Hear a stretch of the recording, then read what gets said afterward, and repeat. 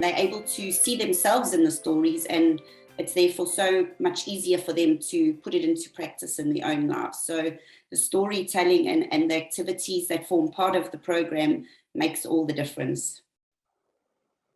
Well, I think you're right. And the stories are what's so unique about Adventures in Wisdom. And I found it interesting about Valia's niece, who's 24, being impacted by the stories, but stories are universal, and it's the way we all learn. And when Renee recently did an interview with Jack Canfield, they had a long conversation about stories and why stories work. In fact, we can share that after this about there's several reasons why. Actually, Renee, you might want to share why stories work. I do have a question about siblings in a minute, but Renee, do you just want to have a quick talk about why stories work so well?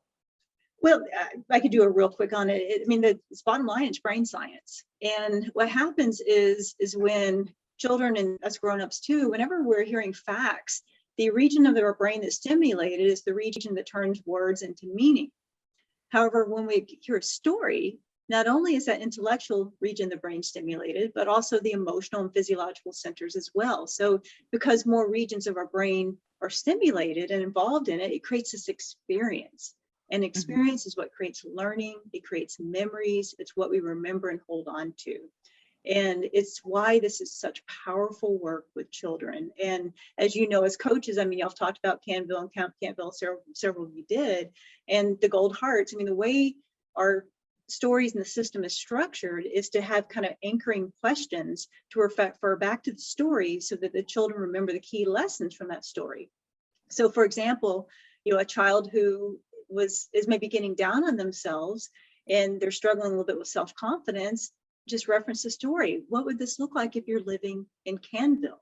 Just takes the child right back to the story and remembering how different it is to approach something with an I can do it mindset versus an I can't do it mindset. And we've heard y'all talk about gold hearts as well. What would it look like to give cold hearts in this situation?